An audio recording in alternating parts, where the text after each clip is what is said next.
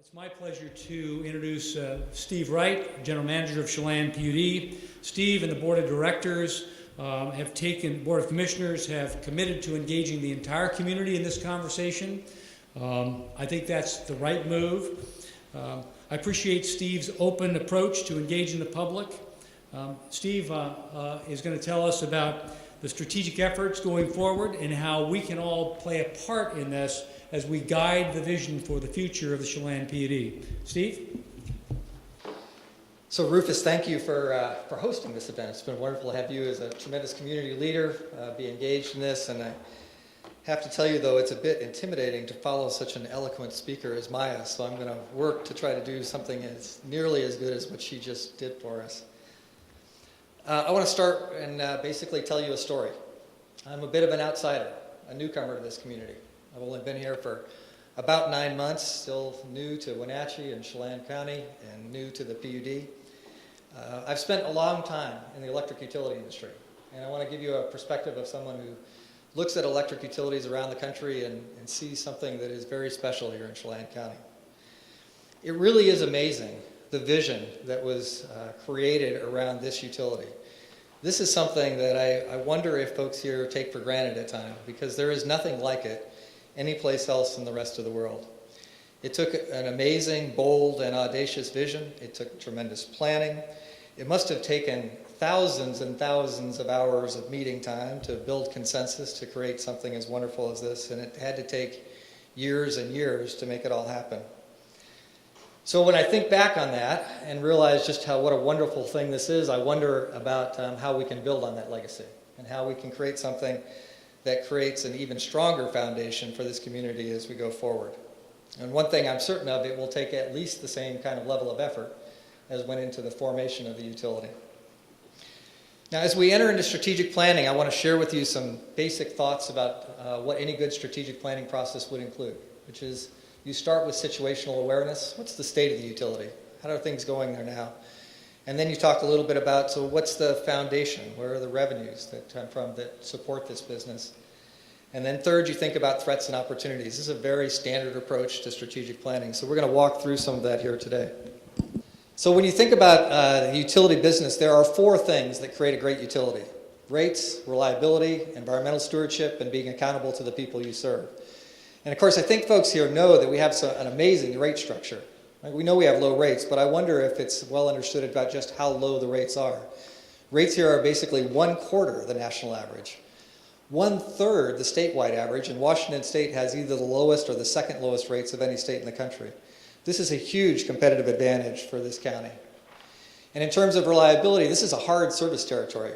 This is a service territory that is mostly rural, which means that it has a lack of density. Density makes it easier from a reliability perspective. And yet we have very high reliability. Tremendous investments have been made in the system in order to assure that the power will remain reliable for you. And from an environmental standpoint, again, as a utility guy, I can tell you that the fundamental issue for the utility industry is one that we're not confronted with here, which is greenhouse gas emissions. Greenhouse gas emissions is the big driver of costs and concern within the utility industry as try to address coal and natural gas and the emissions that are associated with them, and we essentially have a virtually CO2 emissions-free system. But we do have an environmental impact that comes in the form of an impact on fish and wildlife resources, impacted by our hydroelectric generation. But the wonderful thing is that this utility made a decision more than a decade ago to invest in what's called a habitat conservation plan, which was a commitment to go above and beyond what's required by law, and in return get commitments from the federal government for what's called no surprises clauses, that there won't be additional environmental obligations placed on the utility. That was an incredible choice that was made there. And on top of that, now we're 10 years into the implementation of that habitat conservation plan, and the resource agencies for the federal government, the tribes and the states have come back as of a year ago and said the plan is on track and we are on course to have no net impact to the resource, to the fish and wildlife resource. So that was a key thing in order to be able to make sure that, in fact, the Habitat Conservation Plan would be implemented as a commitment that, in fact, we would carry through on all the actions that were necessary. And from an accountability to the people we serve, we did a survey earlier this year, and what we found was that 92% of the folks in Chelan County were either satisfied or very satisfied with the service they get from the PUD, ranking us in the top 15% of all utilities that were surveyed, some 50-some utilities that we benchmarked ourselves against. So on those 4 key measures, rates, reliability, environmental stewardship, and being accountable to the people we serve, the state of the utility is excellent. So what about the business, the underlying business? We are in 4 different business lines. We've got an electric business, a water business, a wastewater business, and a fiber business. But fundamentally, the blue and the red bars here represent the electric business. 95% of our revenues come from electric service. Only 5% from water, wastewater, and fiber. And why is that? Because we have these fabulous hydroelectric dams. Again, I don't think it's necessarily well understood just how cool this is. This is the only utility in the country that has resources that are 5 times the amount needed to serve the load of the community. 5 times the amount needed to serve the load of the community. That is unprecedented. And resources that produce power at roughly $15 a megawatt hour when the going rate for new resources is anywhere from $60 to $100 a megawatt hour. That's a huge competitive advantage to have. And it gives you some sense as to why it is the electric side of the business is so critical here. And it also tells us something about how important it is to make sure that we preserve the value of those assets going forward. Now, let's start talking about threats and opportunities then. If you have big resources, big generating resources like we have, then they take big investments, big capital investments. And so that's not surprising to find that in fact we have a substantial amount of debt, and that debt is substantially more than other utilities around the country. So this is a graph that basically shows that the debt per customer, each one of you being a customer out there, is roughly about $15,000. If you compare that against similarly situated utilities, it's about $3,000 per customer.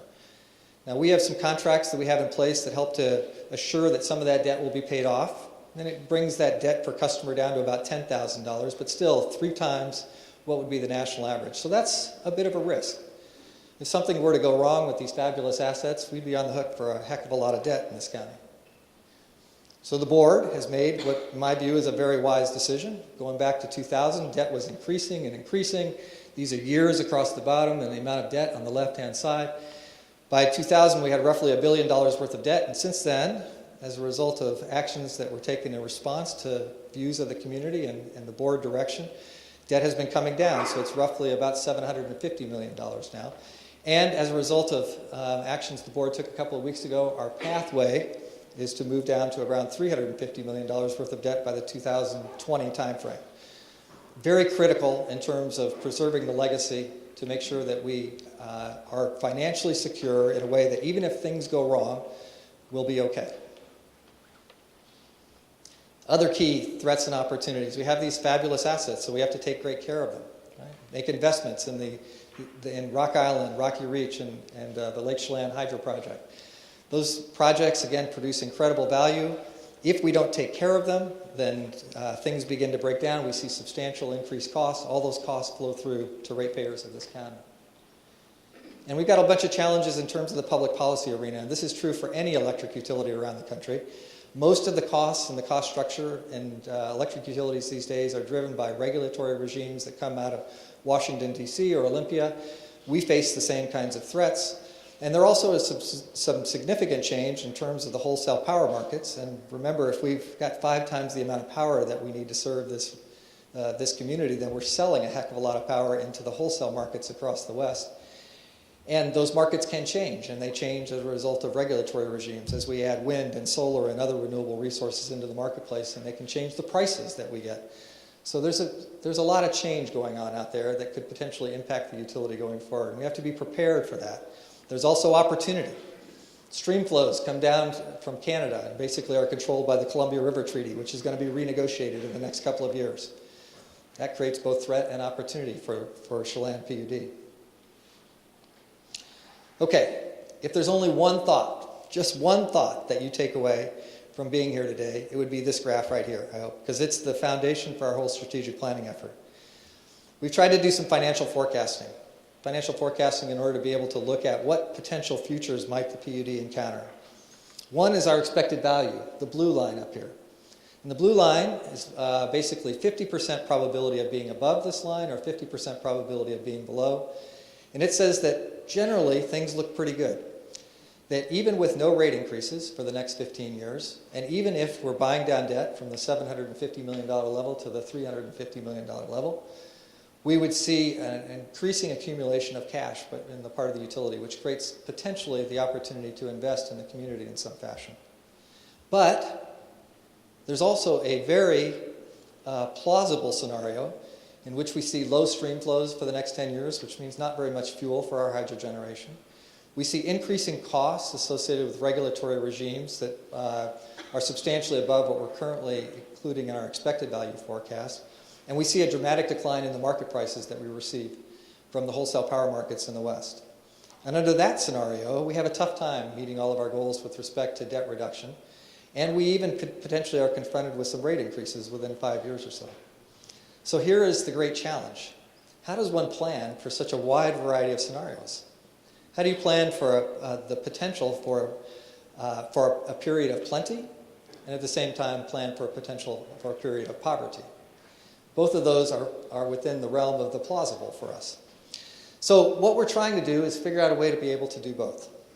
We start, again, with the basic policies that we described before, with a set of financial requirements that we've placed on ourselves to make sure that we buy down debt and position ourselves in case we find ourselves on the brown line here, where things are bad. That creates financial flexibility to be able to deal with any kind of circumstance. Couldn't guarantee there would be no rate increases, but at least we're better positioned to be able to handle a period of low revenues and high costs. On the other hand, there is the potential that we might end up on the blue line, and hence the effort behind the strategic planning effort. What happens if we actually are able to produce more revenue than we have costs? And that value is owned by the people of the county. How would we choose to invest that? Well, for those of us who are utility people, we'd say that's not really something that is clear that it's our decision to make.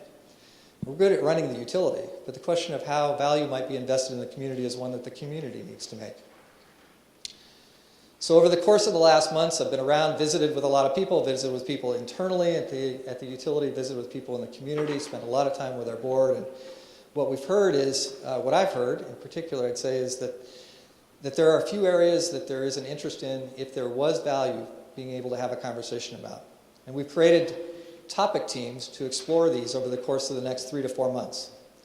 And the 6 areas that we've identified run down the left-hand side here. Should we invest more with respect to parks? We know that people love our parks, and parks create a lot of value in terms of enhancing the quality of life for folks in the county.